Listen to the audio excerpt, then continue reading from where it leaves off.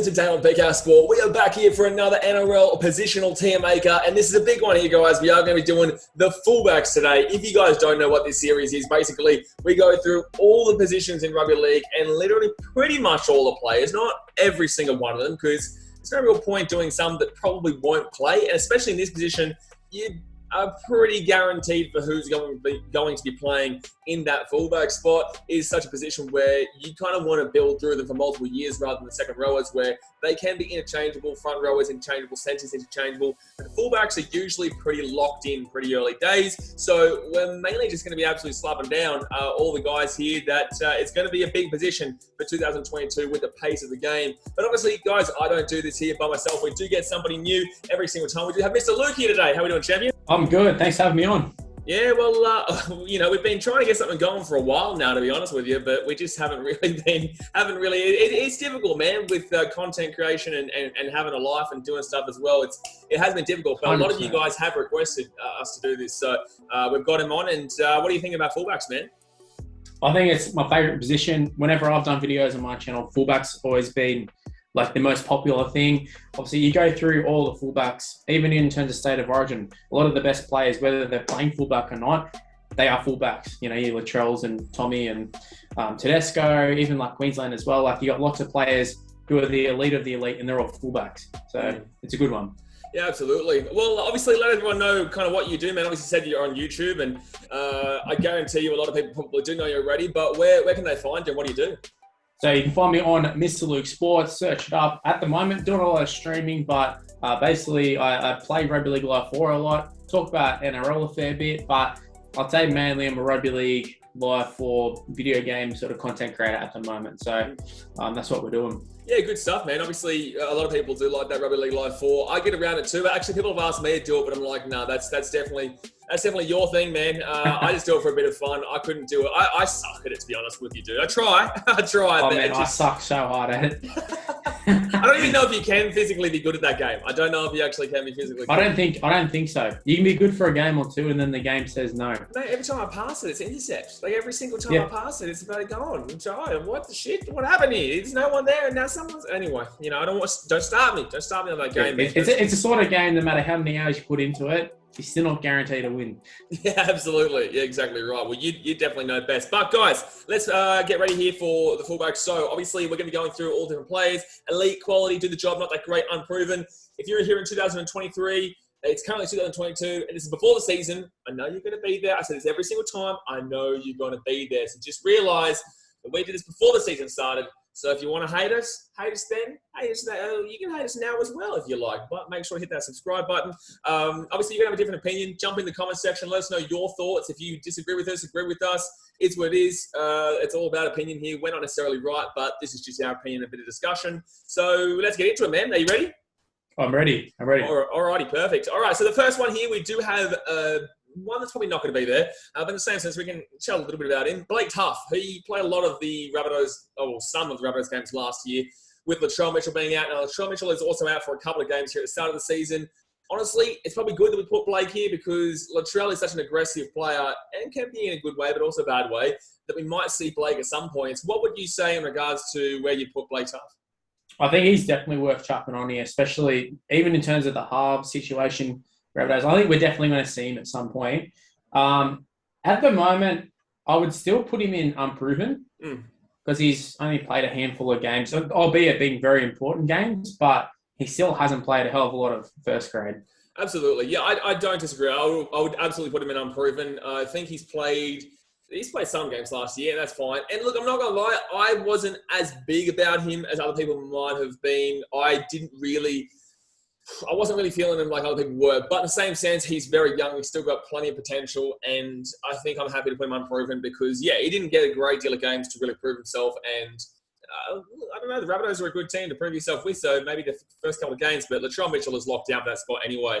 On that note as well, in terms of him playing, we've also seen other players come in for the Rabbitohs, your Corey Allens and such, and have come in and looked pretty decent like Blake Taaffe did.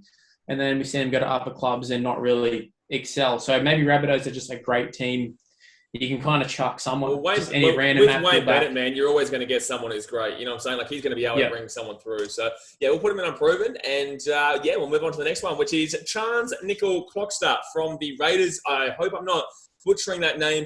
I'm doing my best.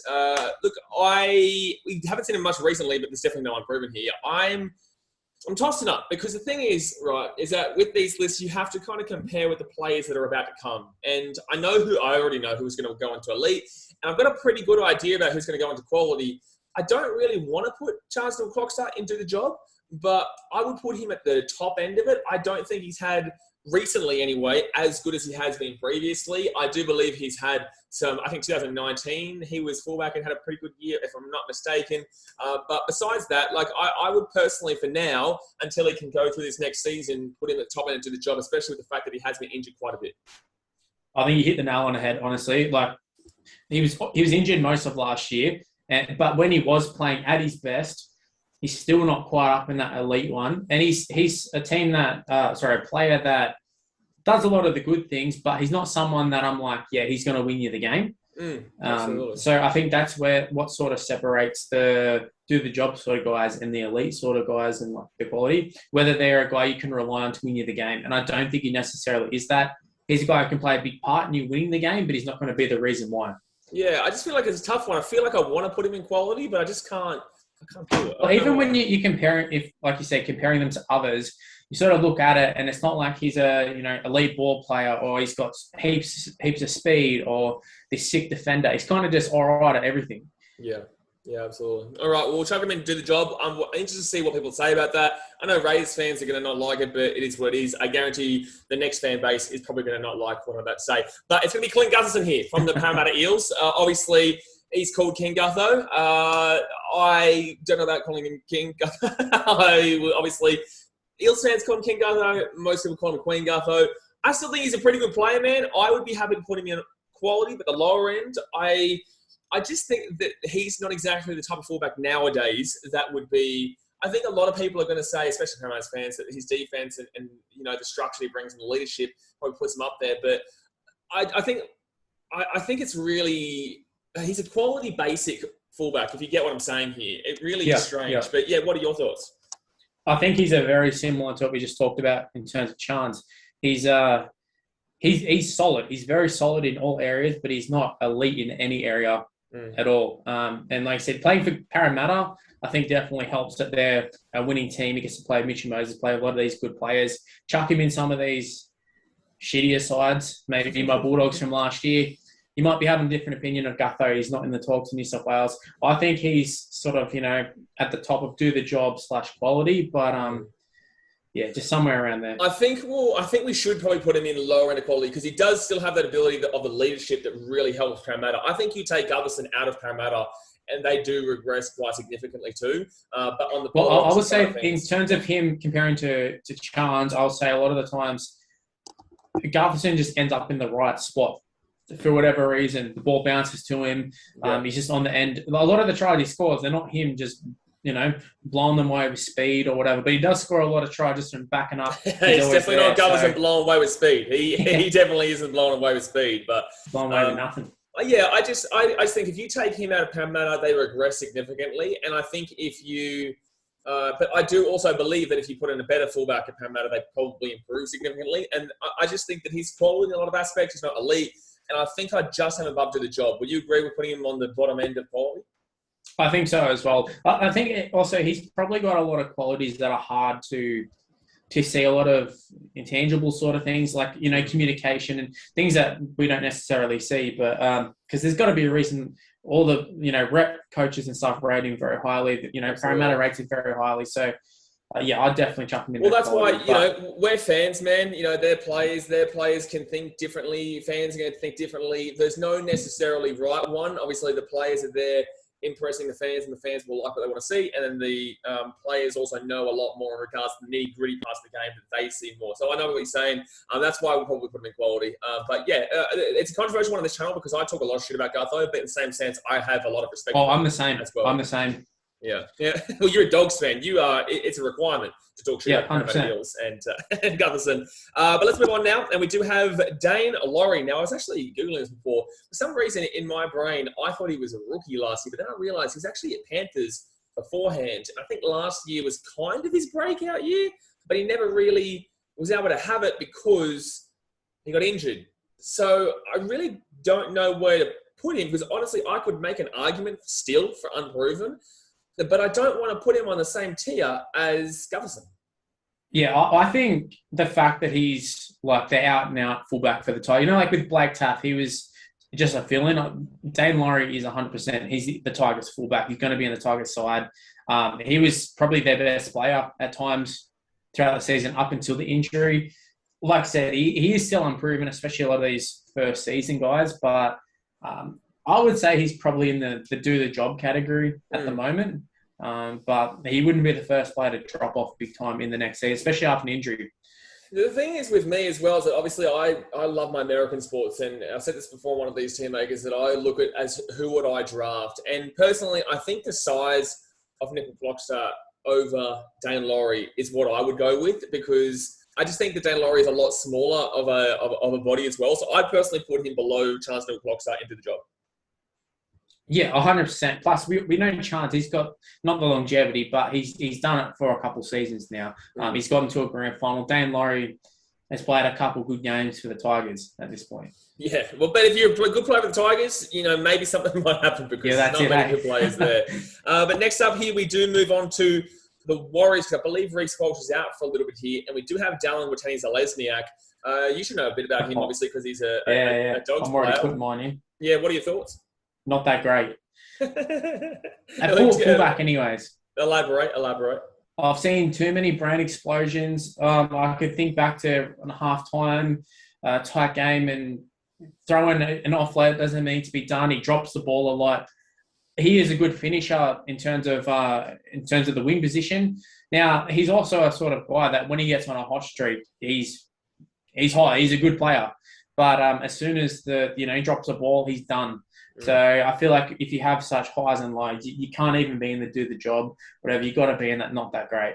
Well, the fact of the matter is that, I would definitely say he's probably into the job for the wing, but in fullback, I'd probably not that great. He's not going to be the fullback there. Obviously, we know that Reece Walsh is going to be that guy long term. Is he actually on this list here, Reece Walsh? Yeah, he is there. But yeah, I would have to put him in not that great. And that's not necessarily saying that because we all know, and this is for players as well, if they do watch this, we're not actually insulting you and saying that you're a shit player, because just to make the league and make the NRL, you have to be a quality player. Even the worst player in the league is unbelievable and way better than I would be and way better than a lot of other people.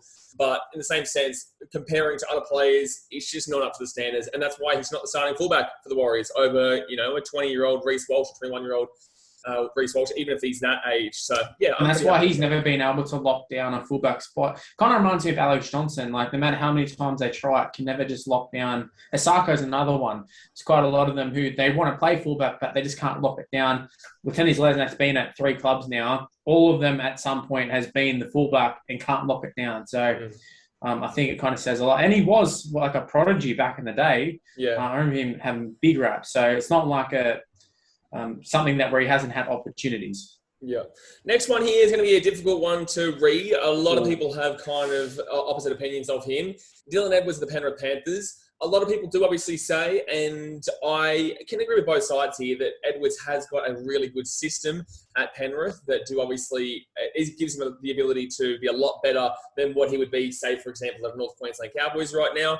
But then in the same sense, he's there for a reason, and he is still their fullback and still won the premiership with them, premiership winner, and is in a big key position. So for me, personally, I'm probably going to be putting him in quality, just because even though maybe he might not be seen as the greatest in regards to a lot of his skills, because Cleary's taken a lot of the limelight. You've got Api Koroisau, one of the better hookers, taking the limelight, one of the best 5'8s in Jerome Luai. You've even got the 2 forwards there in James Fisher-Harris and Moses Leota. You've got these massive wingers in Brian To'o, centre Stephen Crichton. Like, there's too many players there that take all this extra spark ability, I guess. And I would personally say that Dylan Edwards is so underrated, but also not exactly exceptional. See, you've got him in the quality section. I'm leaning towards do the job, but I'm more thinking towards the not that great category. Really? Not that I think, like you said, he does benefit a lot from being in the Penrith system. We've seen Stephen Crichton go and play fullback and haven't really missed too much. I will say I wasn't a big fan of Stephen Crichton's fullback. I did earn a lot of respect for him in terms of the final series. I thought he was very solid. I feel like he's kind of the epitome of just a solid player, like a do-the-job sort of player. Comparing to a lot of the elite players, and you sort of look at them and you go, all right, well, he doesn't have this quality, he doesn't have this quality, but he's in a winning side, he wins. And I suppose that's the best quality you want. You want a team of winners, right? So he played through an injury, didn't miss a beat really at all throughout the final series, and he got the job done. So maybe in a year or two's time, we might be having a different talk about Dylan Edwards, but at the moment, I'd have him sort of somewhere in the middle of do the job. I think because I personally would have him in quality and you have him in do the job, I think we should meet in the middle and have him at the top end of do the job. And then that is above Daine Laurie and also Charnze. That's coming down from quality, obviously, which is what I would have him in. I could maybe put him below Charnze, but I just think that Dylan Edwards is still a premiership winner in comparison and is in a vital position. And it's like you can't really hide as a fullback still. I think at the moment, I would take him, like you were talking about earlier, in terms of drafting players, I probably would take him over Daine Laurie and Charnze at this point. Especially Charnze off the injury. But that's the thing. He might not be top of do the job at the end of this, but I think for now, we'd probably chuck him above Charnze and Daine Laurie, because that'll bring him down for me and still have him in that do the job section. But just remember, Dylan, if you're watching, I went to war for you. We lost the war, but don't worry, we'll be back next time. And you can do it again this year. You lost the war, but you won a premiership, so there you go. Yeah, exactly right. You did win a premiership. Better than what we can say here, especially as a Titans fan and also the Dogs fan of recently. Yeah, Doggies fan. We got nothing. But anyway, let's move on to the next one here. And we've got Hamiso Tabuai-Fidow. I really like Hamiso, but I'm going to see what your thoughts are first. I would chuck him in the unproven. Obviously, it's basically his first season. I don't even know if is it confirmed he's playing fullback? I know there's a lot of talk. Valentine Holmes is guaranteed to play centre, so I would assume that would mean that the Hammer's going to go to the fullback. I think he said as well that he's putting him, Valentine's gone to the centres for that very reason. I think for sure it's the best position you want to have him in, especially having his speed and such. You don't want to chuck him on the wing and the centres and that. But at the same time, same with the Cowboys, that like you can sign on or you can be guaranteed this fullback spot, and by round 3 or 4, all of a sudden you're on the wing or you're on the bench or reserve grade. So it's very hard to tell. So I'd say I'm improving because he hasn't really actually played fullback, has he? A couple of games here and there? I think he's played a couple of games here and there, and I really did like him when he played fullback. I think he played fullback against Manly and then got injured early, but it was unbelievable. I think he scored a try, actually, in the first few moments in that big Manly game at the end of the season. That really meant nothing, but in the same sense was amazing. I'd have an unproven too. I think literally by the end of this year, the Cowboys are in a shambles, but I still think that he's going to be a shining light in that team. So I think by the end of the year, I'm personally probably going to be taking Hamiso over Clint Gutherson. I think he'll go into quality, but for now, I absolutely agree that he's unproven. It's still well and truly too early days to be putting him anywhere. Do you agree? I agree. I think for him, what is cool about him is, like you see fullbacks all the time, even Josh Adokar and a lot of these other guys who have serious speed. You always go, oh man, imagine if they just played fullback. So This is going to be the first test of how effective are these absolute speeds going to be a fullback. So we've seen some real quick guys take advantage of a lot of space in the middle, but he's next level quick. So especially for a team with the Cowboys too that have a lot of debate, has a very debatable team going into this year. So obviously he's going to be hopefully the shining light, and that will make him even better. We'll see if he stays there, but I think he's got a good contract there. I'm not too sure, but I think I've got big raps on Hamiso going into the future. Next up here, I'm pretty certain there's no even debate. To be honest with you, James Tedesco. There's no way you can't put him in elite, mate. I chuck him in unproved. No, I'm joking. Elite. Now, a couple of years ago, you chuck him right at the top, but I mean, there's a reason he's still the New South Wales and Australian fullback, despite, the new up-and-comers and such. He's that good. Well, obviously, the guy who, as in Trbojevic, that we'll get to a little bit later on, it does say a lot that Tedesco still gets that fullback in for New South Wales and for Australia, but I also believe that might be because Trbojevic is better transitioning to another position in centre and even wing if he really wanted, but mainly centre, over the likes of James Tedesco, but going to a centre or wing. So that's probably a big reason as to why Tedesco still gets that, but that's kind of making a positive over Trbojevic and not Tedesco there. But yeah, I think he's elite. I think you could still even argue overall that he could be the number one. I mean, he might get this in a little bit, but you could make dead set an argument that he is still number one just because of one positive season for Trbojevic. That doesn't necessarily... Well, he's got the runs on the board too. He's been able to do it in the final series. Yep. He's been able to do it in the Origin series. And yes, like we're talking about Trbojevic being versatile. Same can be said for like Lattrel. You can chuck him in other positions because they're good enough to play there, but they only get chucked there because Tedesco's there. You know what I mean? Like if Tedesco's not there, they'd just be playing fullback. Yeah. Or if Tedesco wasn't anywhere near as good, they would chuck him in there. So Tedesco, there's a reason he's been a premiership winner a couple times. He's playing at the best team. Even at this point, he's got the leadership there as well, rather than. And this is going to be a good year for the Roosters too, man. Yeah. So we just got done talking about Trbojevic this past season, how good he was. Don't be surprised if the end of this next season we're talking about Tedesco again about being the best. I agree. I was about to say when we get to Trbojevic, I was going to make an argument for Tedesco to be actually top, but in the same sense, we'll get to that in a little bit because I believe that Tedesco he's actually relatively underrated because of how good the season Tommy T had last year. But we'll put him in a lead for now. And we'll get back to that one in a few moments. But next up we get to my boy, Jayden Campbell of the Gold Coast Titans. Obviously, AJ Brimson was the man last year and for the last couple of years, but he's shifted into the 5'8" role. Jayden Campbell, the son of Presto, Magic Presto's son, the only one at Super Stadium with a stand named after him. And I think Jayden Campbell could honestly be this is a big call, but I think in the future, and that's the key word there, Jayden Campbell can be just as good. And honestly, it could even be better. I'm just throwing that out there. But I don't want to disrespect Presto because I love him. But you've got to put him in Unproven. There's no way you could put him anywhere. He's only been there for a couple of games, had great games there. But in the same sense, there's no way you could put him Unproven.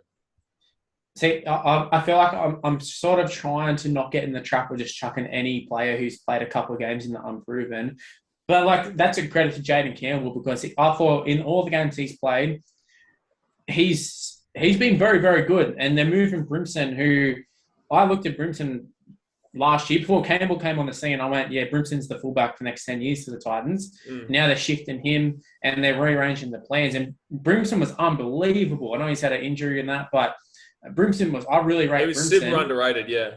And now they've gone, we need to chuck Campbell and Brimson in the same side. So he definitely, he's in the Unproven because, yes, like he hasn't even had a full season, but just on what we've seen, I'm very, very impressed. Yeah, and it's good to see. Like, that's the thing. Even though there's a few improvements here, you're always going to see that with the fullback position because a lot of the time you do want to build someone at 21 years of age and then utilize them for the next 10, 13 years, which is kind of what I guess with Tedesco, he came from the Tigers, but in the same sense, they picked him up young. You're seeing a lot of these guys here from young, just probably will grow through the next 10, 12 years or so. So I think Jayden Campbell, honestly, will be locked down with the Titans for a very long time, especially with the fact that he does have his dad's history at the club as well. So I'm so excited with that. But let's move on here to the Newcastle Knights, which is Kalyn Ponga. Might not be there for long. It might be going to Redcliffe. We don't know. But for the time being, he is at the Knights. And I'm going to put this one over to you because it is an interesting one in regards to where you would put him on the tier that I know we're going to put him. Now, I find this might be the hardest one to actually rank because obviously we've seen glimpses of it. We know the talent's there. His body doesn't necessarily hold up a lot. Also, he's playing in a side that they've never had a settled spine. I can't even remember the last time Knights have played with an actual gun spine. They've had players there, but it's always been one or two players there. Well, he himself's been out injured. But like I said, when he comes in, there is just this aura about Kalyn Ponga that says that he should be up in the elite section, but he's not there. So I would say he's in the quality section, I would say. It's just, I don't know whether you would chuck him before or after Gutho. He's the only guy we've got there at the moment. Gutherson, we know he's there every week and he tries his guts out every week.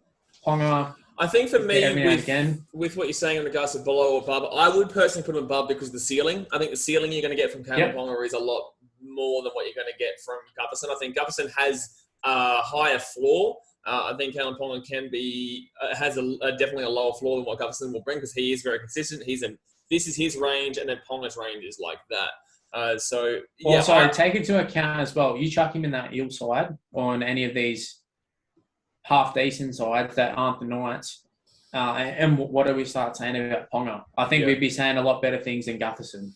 Yeah, well, that's the thing as well. You got to remember that this year, it's going to be tough to see where Kalyn Ponga does go at the end of this year for next year's tier rankings because he does have a halves pairing of Jake Clifford, Adam Clune, and then a hooker of Chris Randall, who most people who are casual fans won't know a single one of those three guys. I know Chris Randall from Rugby League Live 3 or 4, one of the two. That's like when people argue with 2K and they're like, I know this guy because I saw him in 2K. He's good. It's like, well... Bro, he's got a gunshot in him, man. Oh, here we go. Here we go. We're getting into bloody Rugby League Live 4 to tell us who with the spine. But, no, look, I think it's going to be tough for Kalyn this year. I think it's going to be a very tough year for Newcastle. I do not rate them whatsoever, and that's why another reason I'm nervous for what his stocks could be, and I'm also nervous for Knights fans whether they'll be able to keep him. But I'm happy to put him in there for the high ceiling of more than Gutherson. Some people will rank him lower, some people will rank him higher. I think the most will rank him high where he is right now. But in the same sense, I'm pretty happy to listen to what the comment section says about Kalyn Ponga. I think the best thing to say, with Ponga is that even though the Knights side, Brayley's out for the season, they've just lost Pearce. That's most of their experience gone in terms of their spine. And I still can see games where Ponga can just take over, like if he really wants to. Whereas I think that's the difference between some of these other guys like Gutherson. I can't really see a game where Gutherson's like, yes, give me the ball, I'm going to score. Where Ponga, he can just step a couple of guys, he's through. I think that's just the one quality he's got that does sort of put him in that sort of top tier quality, I would say. Yeah, I think it's just, we'll bank it off what we've seen so far and also understand that they're in a bit of a situation. So it'll be interesting this year. But, we'll put them in quality. Next up here, we'll move to Lattrel Mitchell. And I am very, very, very high on Lattrel Mitchell. I think, yes, his aggression can sometimes bite him. But I personally think he's the best centre in the game when he's playing as centre. But I also would personally put him at the very, very top of quality. I was going to put him at the back end of elite. Yeah, I could agree with you. Obviously, he's got, I don't want to say he's got issues with anger or the aggression, but he does spend a fair bit of time suspended and injured a little bit. But in terms of when we see him play, like if you're chucking him in the centres, he's at the top. At fullback, I still think he's an elite player. He's got the fend, he's got the speed. He's Greg English, just maybe without its consistency, I guess. He's got a lot of similar traits, at least. Yeah, I think the only reason that I probably would have had him at the top of quality, I'm happy to put him in elite. I'm really, really high on Lattrel Mitchell. The only reason I probably would have put him down to that top tier of quality is because of his suspensions and because of the overexerted aggression, because he did miss quite a few games at the beginning of the season and also towards the end of the season, which obviously ruled him out of the grand final and whatnot, and has ruled him out for the next couple of games going into this year. So that's the only issue that I see with him. So are you happy, based on that knowledge too, to put him in elite, or do you want to put him top of the quality? Look, I'm happy to put him at the top, like the very top of quality. Just based on, if Kalyn Ponga is in there, I think... But I think there's a big gap between Lattrel and Kalyn, though. I think there is, but like we said, there's still things like with Kalyn, it's the injuries, with Lattrel, it's suspensions. Yeah. I'd love to see them just get a whole season out of him, whether it's the injuries or suspensions. So I'm happy to chuck Lattrel in there, and like we talked about earlier, with a fair few of these players, another year under the belt. Maybe Wayne Bennett not being there, maybe more suspensions. Lattrel's just one of those sort of players I could see him be talked about overrated or underrated. I'm keen to see where he is. The more I'm looking at him, I want to put him in elite, like you said, but I just keep going back to those suspensions. But the more he's got elite qualities, but he's got the suspensions there. Like, how effective is having an elite player for half a season and not in the finals? So we've gone the complete 180. Obviously, at first I was like, yeah, well, top of quality and you're elite, and then I kind of argued that, and then you've come down, and I was like up, and then I'm come back to it. We're all over the shop, but it's great because this is what fullbacks do to us. Exactly right. Well, it's good. It's good chat, man. Yeah, it's good chat. Well, let's move on to the doggies here. This is all yours. Obviously, he's an ex-Dragons player. Come to the Dogs. I will give you the reins here first, but don't even think about putting him at right at the top of elite. Don't even think about it. Oh, I wasn't going to put him at the top. Maybe mid of elite, just under Tedesco. I'll be honest. The whole time Dufty was at the Dragons, I thought trash. I thought, nah, he's not good. Like, he scores all the flashy tries, but I've seen him get burned. I still remember Remus Smith for the Bulldogs. Bulldogs they weren't the wooden spooners, but they were just about it. And I remember him just getting destroyed. There's plenty of times where his defence was just non-existent. And whenever I'd see that sort of thing, I'd go, terrible. And then all of a sudden, you go score a solo try against top of the table Roosters, and you're like, I don't know. So I guess he's somewhere in the middle. I'd say he's the back end of do the job at this point. He's another one. I feel like at the end of the season, depending on how the Bulldogs go, I don't think he's ever a quality player. I don't think he's ever there. Not even any chance. But I think he's somewhere in the middle right now of doing the job / not that great. He's got a small frame as well, which I'm not a big fan of. Obviously, I like the big frames like a Lattrel Mitchell, Tedesco, Trbojevic. I know that's the big guys. If they've got to be small, they've got to have something to make up for it, though. Yeah, and I don't think that Dufty really has a great deal to make. I think people saw those highlights and thought, okay, yeah, he's got something. But in the same sense, no one wanted him. You know, the Dragons tested the market. No one wanted him. The Raiders were going to get him, and then they saw something and said, okay, no, we're out. And also, the guys we've seen come in and play for the Dragons after Dufty, like your Tyrell Sloan, they've also had the highlights plays too. So, I'm not going to lie, man. I put him at the top end and not that great, and hopefully he improves this year. See, yeah, that's where I think I would have him in the not that great category with, you know, a chance to really prove himself this year. He's on a 1-year deal. Make a break. He hasn't got, I feel that's like... the thing. He's on a 1-year deal. Like, there's no even guarantee the Dogs really want him long term. Like, they're giving him a final option there. Considering I wasn't happy when the Bulldogs signed him. I really wasn't happy. I thought Jake Averillo would have been a better option long term. Like I don't look at Dufty and think he's the long-term fullback for any club. You know what I mean? So, Dragons didn't think so. Bulldogs obviously don't think so with the 1-year deal. I can't really see any other clubs like, I wish my club signed Matt Dufty. Well, they didn't. Yeah, well, that's the thing. They had the option. Everyone had the option, but there is a lot of really quality fullbacks right now that do help prevent him from getting that position elsewhere. But in the same sense, yeah, I think it's not that great, and hopefully this year is the year. So I would have him above DWZ. Oh, yeah, absolutely, yeah. I think he's just a little bit more consistent in that regards. But, like, once again, he's another one. There's just the consistency's not there. And I feel like a lot of these fullbacks, they've all got that element where they can score a nice try or all that sort of stuff, but it's just a matter of whether they can consistently do it. See, that's kind of the expectations of a fullback nowadays. You do have to have that ability to score that fantastic try, and everyone above him can do that. And I just think that his playing skills are a lot less overall, but with the ability maybe this year to change that. Let's move on now to the New Zealand Warriors and another guy who may not be there long, but in the same sense, Reece Walsh. Fantastic young player. I think he's gone past the point of unproven. I don't think you can put him in unproven anymore. I think he's played enough games. And this is an interesting one because I think he's got a high ceiling, but I think for the time being, I would be putting him at either the bottom end of quality or the top end of the job for now anyway.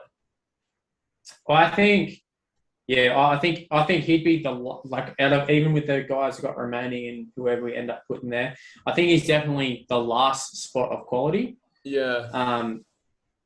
When you were talking about unproven, I'm like, I guess he kind of fits the category of all the guys we've talked about in terms of they've played he was still mainly the main guy there. Roger Tuivasa-Sheck kind of let go so that he could come in and play for the majority of the fullback position while he went to the wing and whatnot.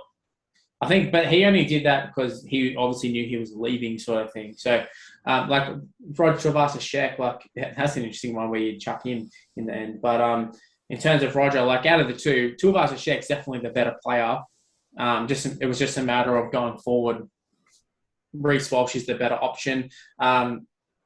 once again, like defense, he still is super unproven. So it does feel weird for me to say, oh yeah, chuck him in quality. But it also feels like he doesn't fit in the category of do the job. Like he doesn't fit in with, Edwards, Nicoll-Klokstad and Daine Laurie. He's got that X factor about him that the others just don't have. So I don't know. That game against the Broncos at Suncorp really put me off him as well a little bit.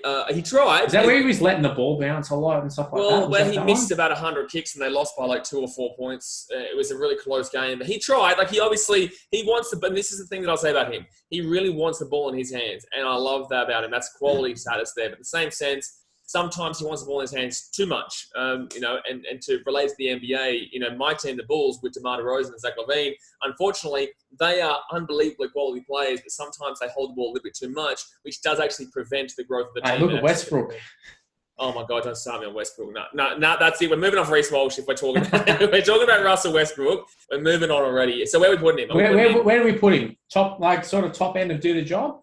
I think the very top. I think the very, very top. And I think that next year he could easily be quality. And I think a lot of Warriors fans will be like, you guys are joking.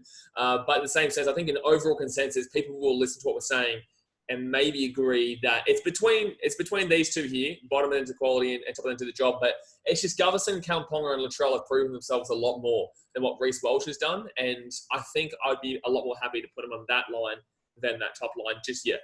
Yeah, we're trying to take into account the overall player, not who has the best highlights package. Yeah, otherwise this would be a completely different story. Yeah, well, there you go. Alrighty, we'll put him at the top end of do the job. Let us know in the comment section your opinion. Next up here, we go to the Melbourne Storm. And interesting one as well, Ryan Papenhuyzen. Obviously, the Storm have just chugged along fullbacks over the years. Billy Slater, even Nico Hines came in last year. Now into the Sharks in the halves role. Papenhuyzen is the main guy there, obviously, and he's the better guy out of Nico Hines than him anyway. I would definitely put him to his quality. I don't know. Would you put him above Lattrel? I was looking at it and I went, is he? I was like, he has the premierships, has all that. Does he deserve to be an elite? And I went, no, he's not with the other guys that I'm going to put in the elite sort of category. And I thought if Lattrell's not in there, he can't be in there. And I don't think he's as good as Lattrel. I think he's someone who does benefit in the Melbourne system, the Melbourne style. You chuck him in some other teams. I don't necessarily think he plays as good. Yeah. I think he'd still be a good player. I think he benefits off the fact that, I think Jerome Hughes is like the perfect sort of halfback. Muntz is perfect 5'8". Even down to, the Cheese and Harry Grant. They all fit each other sort of thing. So for me, I think he is definitely at the top sort of tier of quality. And I think he's above Ponga, but I think he's below Lattrel. I'd put him below Lattrel too. Yeah, I think that I really love what he does. Like that's the thing, and I say this with this tier list all the time, is that we're going to kind of give you a relative negative rap on a player, and yet they're still going to be, right now, he's the third best fullback in the league. You know what I'm saying? And he's probably, from what I can see, he's probably going to be the fourth. Actually, will be the fourth. There's no way anyone will go above him. So even though we gave him a relative negative rap here, just so we could put him between Ponga and Lattrel, he's still going to be ranked number 4 fullback in the league on our rankings. So do take that into account there. But unbelievable fullback. Obviously, that 4-try game against the Broncos was unbelievable down there in Melbourne. And hopefully we see that kind of stuff again, because that was so much fun. And I think this year is going to be a huge year. We've seen with the NFL, crazy shit happening. Hopefully this year with the NRL, we're going to see similar crazy shit, because it is a much more rounded competition compared to last, in my opinion. But let's move on. That's a little bit of a tangent. But let's move on here, and we do go to the Brisbane Broncos. And we have Selwyn Cobbo here. Selwyn Cobbo. This is a tough one because they've got Tesi Niu and Selwyn Cobbo. And Tesi Niu is actually going to be right after this as well. I put Selwyn Cobbo in here because I don't believe he's going to get the starting position right away. I think they might move him to the wing first, or they may wait a little bit. But I think that he's going to be their fullback for a long time. I love this kid, dude. I think he's going to be absolutely fantastic there. Obviously, coming up from winning Manly. I think they won the Q Cup Grand Final maybe, or they might have lost. I'm not sure. They were in the Grand Final anyway.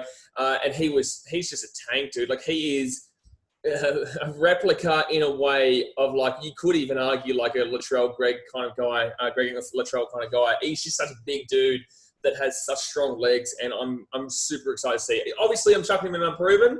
I'm super excited to see what Selwyn Cobbo brings to the Broncos.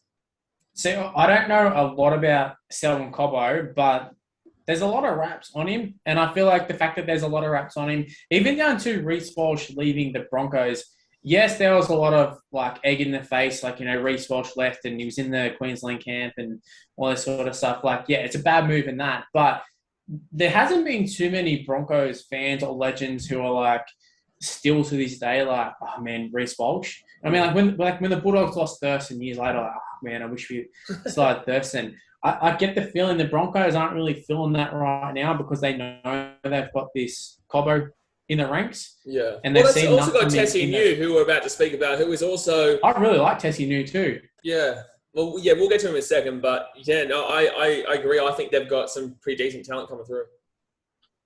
In terms of the unprovens, he's definitely at the bottom of the unprovens compared to what we've seen. Or would you have him above Blake Taaffe? Well, I think if we're going to rate him on the ability of kind of what we can see, I would definitely put him above Taaffe. And honestly, man, I would personally put him above Hamiso. But obviously, he hasn't played anything in NRL level, so absolutely not. Put him at the bottom of unproven. And we don't even really rank unproven, so they're kind of just thrown in there. But for me, if I was ranking our unprovens right now based off of what we've seen so far, I'd be putting Jayden Campbell, Hamiso, Blake Taaffe, and then Selwyn. Would you agree? Yeah. Well, I suppose the fact that he's at this point the second, so even on this list, the second fullback at the Broncos, I guess we can't really have him any higher. Absolutely. And he hasn't even played, so.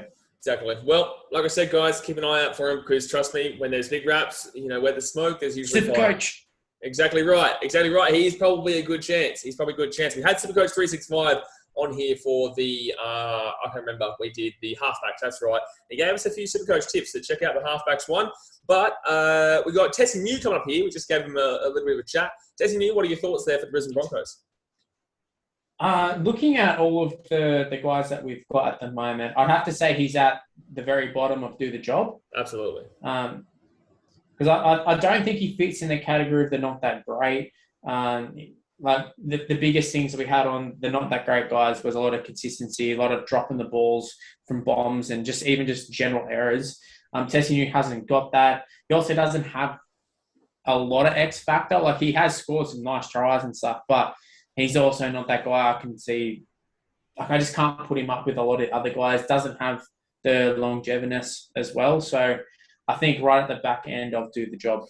Yeah, I could make an argument for top end not that great. Not that I think he's not that great, but just because I think that compared to the other guys, maybe he's that next level down and has the ability very soon to rise up. But like I said, man, I truly believe that Selwyn Cobbo will take that spot pretty quickly.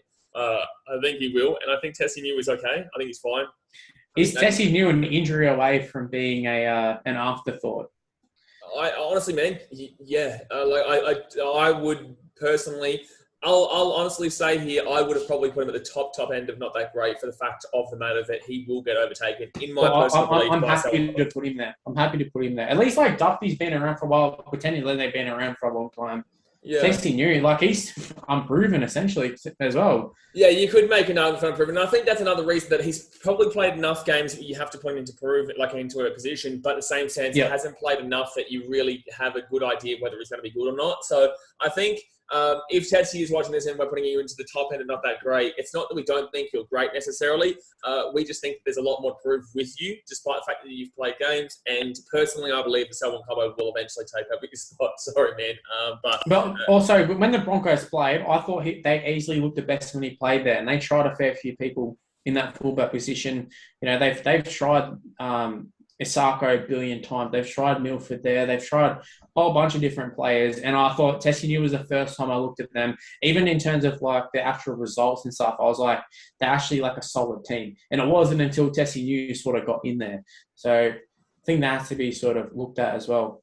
Yeah. Well, all right. Well, we'll let the chat obviously decide, or the comment section decide. Let us know what your thoughts are, where you put Tesi Niu at the Broncos. We don't really care, Broncos fans, because you are going to be biased and you're going to put him up top. But for everybody else, thank you very much. We'll see you in the comment section. At the top, right at the top. There you go. But next one up, we'll be doing Tommy Tabuai-Fidow. I'm going to put him at the bottom and not that great. You've got to put him at the bottom and not that great, mate. I thought he was absolutely woeful in 2021. And, man, it's going to be a tough year in 2022. It's such a horrible Manly team. Yeah, no, I'm totally with you, to be honest. Look, those first couple of rounds, they lost. They lost all of them. Exactly right. It's because of him. He wasn't doing doing too much on on the sideline. I couldn't even see him. Yeah, basically he wasn't even there. Yeah. Yeah, exactly right. But yeah, I've already put him in elite, by the way. I thought you were going to transition. Yeah, exactly right. But yeah, obviously he's an elite, guys. We know that. I am going to sit here and I'm going to give you a relative argument here on behalf of James Tedesco that I believe that he has proven himself over multiple years, has multiple premierships compared to Trbojevic, who does not have multiple premierships, and also I don't even believe he's got a premiership to his name yet because he wasn't there in 2011 was the last time that the Manly Seagulls won, so he wouldn't have been there. And I think that James Tedesco, on a consistency level, has probably proven himself a lot more in regards to his career, and that he's probably going to have a better season personally for me this year. But in the same sense, I'm very happy if you want to leave Trbojevic number one. Well, look, I think Trbojevic is. I think we can leave him at number one. Like, he won the Dally M. It fits if we're going off the previous season, but in terms of career-wise, Tedesco's definitely got him. But I think at the moment, even in terms of like this next season, like Trbojevic is probably going to be a better player. But it's crazy to also think what I'm about to say, considering Tedesco's start to his career. But I can't help but thinking Trbojevic is like one more injury away. Like, does he hemi again? And we're like, oh yeah, here we go, Trbojevic again. Whereas Tedesco, just solid. He's there every year. He's there and he's playing at the top. He's playing the highest levels. He's playing hard every single week. He's maintained the consistency for, over, how long has he been now? 5, even at the Tigers, he would probably be at the top end of quality. Yeah, well, even at the back end of the Tigers, last couple of years, he was still playing for New South Wales. I know there was a lot of talk about it. By then it was sort of Moylan and Tedesco, and then once he went to Roosters, it just destroyed that. But no, Tedesco's been good for a long time. Obviously, Trbojevic is sort of the flavour of the month, but he was kind of just that good. But hey, who's to say? In the finals, it kind of felt like he sort of got found out a little bit. Yeah. Or teams figured him out, at least the good teams, at least. So who's to say that won't happen this year? A couple of rule changes or whatever. I think this year is going to tell us whether Trbojevic is number one or Tedesco is number one, because it's whether Trbojevic going to back it up again and be able to do it again, or if he is going to be relatively found out in the sense that he isn't. Obviously, what we saw in the finals, because I think for me that separates the two of them right now is the fact that Tedesco has those championships, the premierships to himself, and Trbojevic doesn't. So I think that if he's able to take that next step, and I know that's more of a team game rather than an individual game, but don't tell me that Manly don't have a good team. Don't tell me that, because let's talk about, for example, I'm not going to compare it to the Bulls, but Manly have a very good team there around him. So I think that he definitely has the ability this year to do it. But if he gets injured, Manly go bang, downhill, and well gone. So yeah, we'll put him in defense of Tommy though. In terms of having, like, he has a decent Manly side. He's got a lot of good plays in there. But in terms of the teams that Tedesco's won a premiership in, they shit all over that Manly side. Take Tedesco out and they still shit on them. Like, there's so many good players. You're putting in Jason Saab, Ruben Garrick, who are two of the better wingers in the competition right now. Kieran Foran, who's a premiership winner. Cherry Evans is a premiership winner.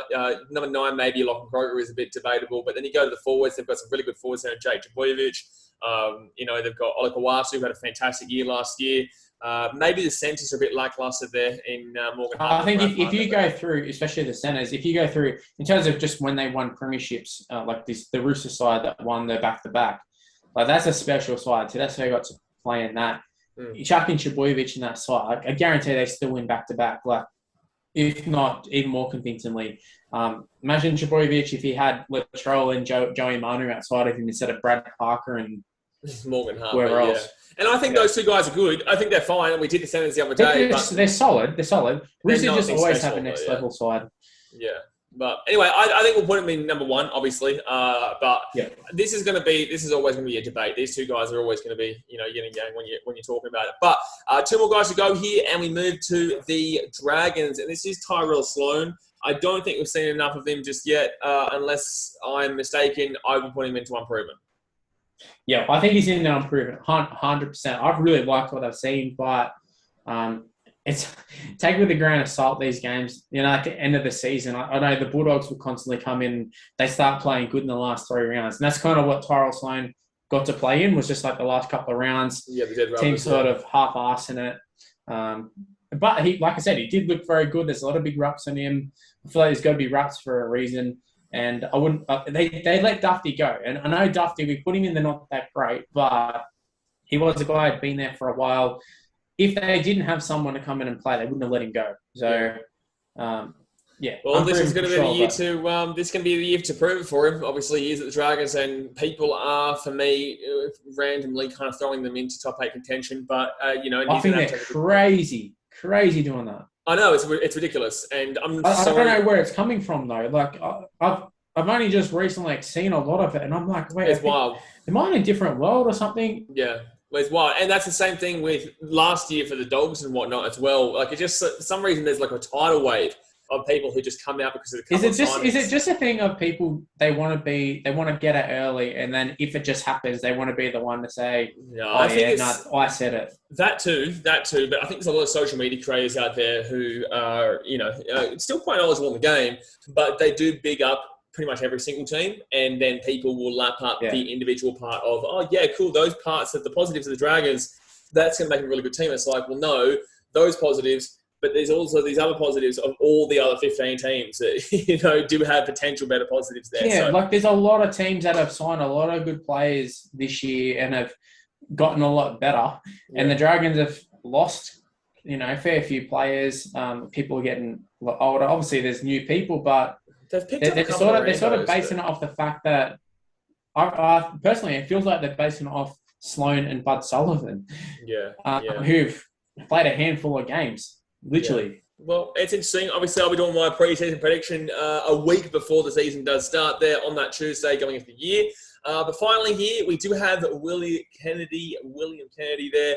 Obviously, he's holding out Nico Hines, who's come from the Storm to the Sharks, and Nico Hines has been pushed into the halves because Kennedy has been really good in the sense. Well, I really like him. Yeah, I do really like him. But in the same sense, with that really like, I would still be putting him around that same area of Dylan Edwards. I literally put him in between Reece Walsh and Dylan Edwards. Yeah, I would agree with that. Yeah, absolutely. I think that's because he is still a very do-your-job kind of fullback. I don't think he's anything exceptional like what the ceiling is of a Lattrel or a Papenhuyzen or a Ponga. I guess Gutherson's experience and leadership skills and defensive structure and whatnot probably take him that next level. Reece Walsh has still got that higher ceiling ability, and then you've probably got William Kennedy for me. But yeah, I really like him, and I think he does really well there with the Sharks. And to be holding out the Hines after what he did last year at the Storm is pretty special. Is Will Kennedy, is he just Dylan Edwards if he played in a team that didn't win as much? Yeah, probably. Well, is that basically it? Yeah, maybe. You could argue, but obviously relatively different builds, but similar. I guess, yeah, I wouldn't disagree at all. I think they're very similar in those aspects. Maybe, yeah, because both of them don't really have a crazy high ceiling, in my opinion, but they also don't really have a crazy... Yeah, I feel like they're sort of playing at their peak already. I can't see them improving a hell of a lot. This is kind of them. I think this is kind of them, but they still do... It's really good. Like, it's fine. And obviously the only reason the other guys above them is because of their upper ceiling, in my personal opinion. Basically, if we're talking, I do a lot of video game stuff. If we're talking about them, they're like those 83, 84 guys, very solid. You can kind of grab them. They're pretty good, but they're not the guns. Absolutely. Well, there you go. We've done all the fullbacks there. I think the only ones that maybe people would change around would be potentially Papenhuyzen. Some people would get on the hype train and say he's elite, which I disagree with. Some people would maybe put Reece Walsh in quality. Anybody else? Maybe? Honestly, I think there's going to be a few people who say Dufty should be higher because he scores lots of flashy tries. I can see Ponga's obviously every time Ponga's very controversial. A lot of people either think he's the best fullback or they think it's the worst. You just have to deal with people who love the step, and you're just like, okay, cool, but watch the game. Like a lot of people, and this is what happens with these channels that we all have, is that a lot of people will watch a couple of games here or there and then make the decision based off a couple of highlights there and there and just only watch certain parts of the game. But then you got people like myself who, or other people who watch every single game. It's just like, Ponga's great, man. Ponga does do the job there for the Knights, and he is quality and has a high ceiling. But in the same sense, sometimes it can be long and far between when the Knights are on the back foot. 100%. Also, we also got to take into account, I think fullback is the most, I've done videos where I've gone through every position of main teams, and fullback is easily the most stacked position. Absolutely. In terms of your actual quality players. Even in terms of halves, like you think of like halves and all that, and you think of like the elite of the elite, you think of like all these good players, and then all of a sudden you get to like 6, like by midway, all they do the jobbers. We're looking at them. There's no one who's real bad. Even in terms of they're not that great, there's no one who's straight up terrible. Yeah. And you think of some of the like halfbacks and 5'8", I can look at the Bulldogs. There's some guys who are actually terrible, who are playing first grade week in, week out. Look at the fullbacks. Try and find someone who's even shit, the Unproven, man. shit. Like I'm telling you, Hamiso, Jayden Campbell, and Selwyn Cobbo, for me, all three of those guys individually have the ability to be in upper end quality with their ceiling. Yeah.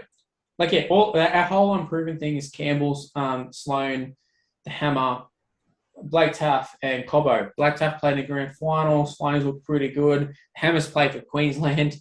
Jayden Campbell's looked unreal as son of Preston. All of them, you can make it like an argument. They're going to end up being some of the better players in a couple of years. They're not that great guys. Are still half decent. Even like Watene-Zelezniak, he's still a fairly solid winger. Solid fullback at times. He's just not like a main fullback. Exactly right. Yeah, fullback's just stacked, man. Exactly, man. Well, we've got a really good plethora of attacking options too, and it's just awesome to see this position really mould. And with the game being so fast-paced, that's why another reason why we're seeing such quality coming through. But obviously, that's going to do us here for today, guys. So jump into the comment section. Let us know your thoughts. You can jump on and do your own team make. I'll put the link to this in the description that I made. Put that in the description, so go check it out. Obviously, thank you, Mr. Luke, for jumping on here. Where can everyone find you again, man? You can find me at MrLuke Sports, Instagram, Twitter, everything is just MrLuke on YT. And bloody camera just died. So did it really? Yeah, I looked at that. It's been. Oh, true. How long has it been dead for? I don't know, 10 minutes maybe. Oh, really? I looked at it. It was coming up saying start video. I was like, what? That's funny because I wouldn't have even known. I didn't, because I don't look at the Zoom and whatnot that we're dealing with, man. That's funny. Yeah, I just thought, wow, I went, oh, the camera's changed. I don't know why, but we're looking into my little microphone here. You can find me at MrLuke on YT for the most part. It's a MrLuke Sports from my actual channel. Come over, have a look at me. Rage at Rugby League Live Force, actually. So yeah. Well, man, obviously, maybe I can jump on and give you a game of Rugby League Live 4 one time. I will absolutely suck at it, but we'll try and figure something out. But obviously, that's going to do us here. What were you going to say? I was going to say we can all just be shit at it together. Essentially, exactly that's right. just how it is. Yeah, just sing Kumbaya and be shit together. So, but yeah, that's going to do us here today, guys. Obviously, hit that thumbs up button, subscribe if you're new around here. We're doing these two times every single week. Of course, we've got the drafts that have been coming out. Obviously, the NRL season is thick and fast approaching. Do have the, we obviously stream pretty much every single game here. So if you're wanting to watch the game and have a chat, then we're ready to go. So, and obviously what the next one's going to be, you won't know until you put your notifications on and it comes out. So get around it. We'll see you guys next time. Appreciate you. Thanks for watching. Catch you later. Cheers.